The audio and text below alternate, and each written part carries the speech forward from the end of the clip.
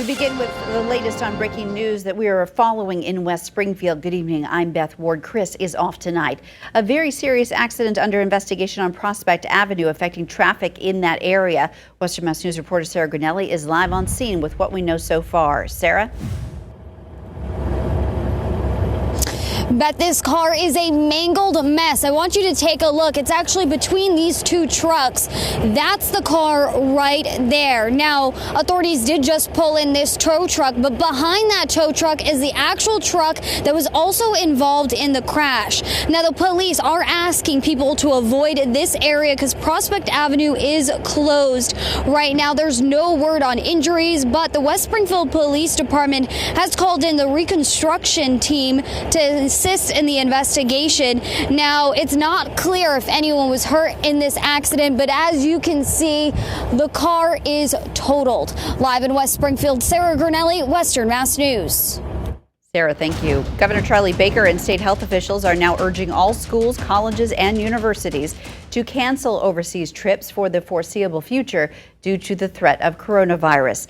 This announcement happening at a press conference this morning. Western Mass News reporter Audrey Russo getting answers on what local schools are doing to help international students. Audrey joins us live in the studio with more. Audrey?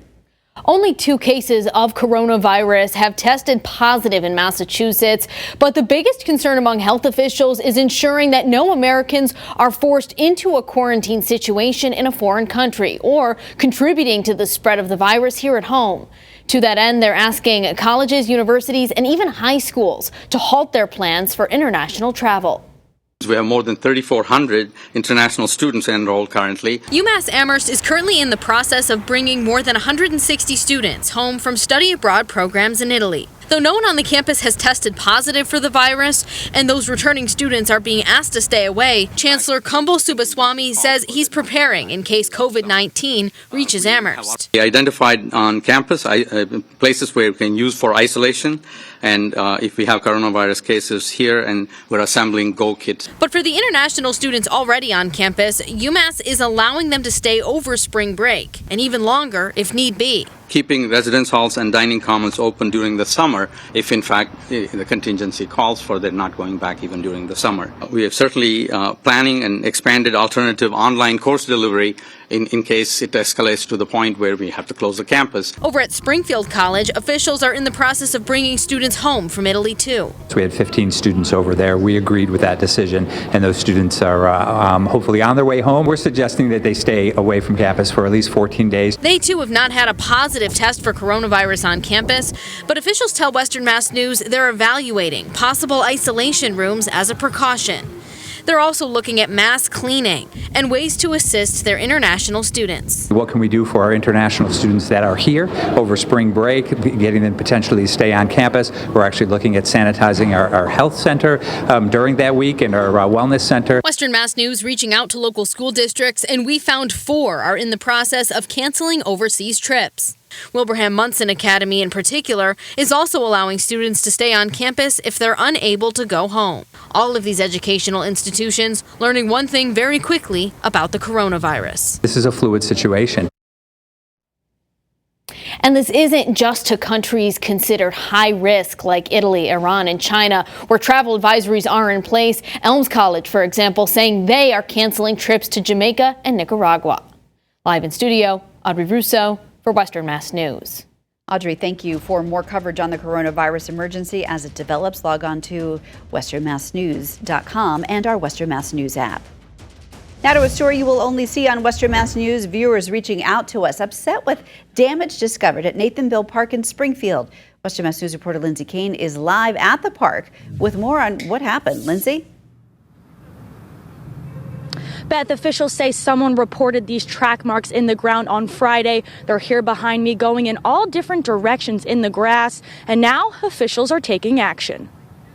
It's hard to say. It was probably either a small dirt bike or a small quad vehicle. City officials in Springfield are not entirely sure what vehicle left these marks all around Nathanville Park, but they are working with police to make sure it doesn't happen again by putting cameras in the park. We have cameras already at different sites throughout the city, so people should be aware and because we will enforce the rules and regulations, and the police department will take action if we determine who's doing this damage. Springfield resident Nancy Keys tells Western Mass News that Nathanville Park is special to her. She grew up in the neighborhood and has memories of playing there as a child. Now, years later, she still takes her family there, but she says not everyone appreciates the park like she does. There are groups of people that don't seem to be respecting the park a little bit. And she says her nephew recently had an unsettling experience on the playground. A group of kids showed up that were really intimidating, and the kids were a little scared.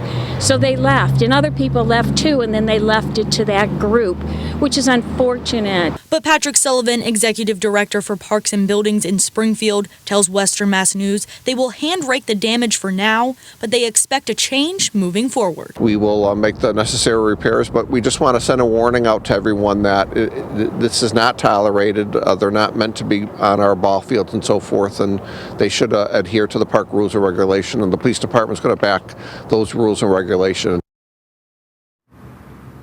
Sullivan says there will be a meeting next week to decide when cameras will go up, and he says anyone not following the rules will be handled through the police department.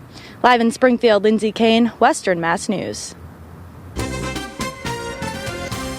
It has been a breezy day, but the last observation we have actually shows the winds have calmed down in the Westfield and Springfield area. North Adams had a low 20s for its mile-per-hour wind gust. So we're seeing that wind die down, and certainly into tomorrow. We're watching a chance for a couple of flurries, maybe some raindrops move through, big slug of moisture out through central and now eastern New York, moving in our direction. Many of us remain completely dry, though, for tonight and certainly throughout the day tomorrow. Futurecast keeps us mainly clear into tonight. You see the sunshine that we have as we go throughout the day. A really, really pleasant day with the wind dying down and temperatures returning into the upper 40s to near 50 degrees. It's really going to be a pleasant Thursday. Our sunset just about 20 minutes ago. A nice look at the sky there. Nice reflection in the Connecticut River. Beautiful stuff today. Low 50s for the highs. We're back to the upper 40s for tomorrow, but not before we hit the low 30s for overnight lows. Waking up with the sunshine and sunshine in full force all day, mostly sunny. The wind also calming down, so upper 40s feeling very comfortable. Now we do have a brief cool down heading into Saturday before we're feeling a lot like spring into next week. We'll show you all of that in just a few minutes. Beth? Like the sound of that. All right, Jacob, thank you. The Holyoke Public School District is making a push to recruit Spanish-speaking teachers for next school year, and they're planning a trip to Puerto Rico to look for candidates.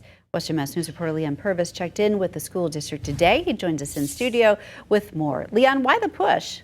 Beth, the Holyoke Public School District has about 5,000 students. What they like to do now is to make sure their teachers reflect the diversity of their students. According to the school district, 80% of those 5,000 students are Hispanic, and of those 500 teachers, only 15% are Hispanic. Western Mass News spoke with the manager of recruitment for Holyoke Schools, who says students feel more comfortable with teachers of their own culture.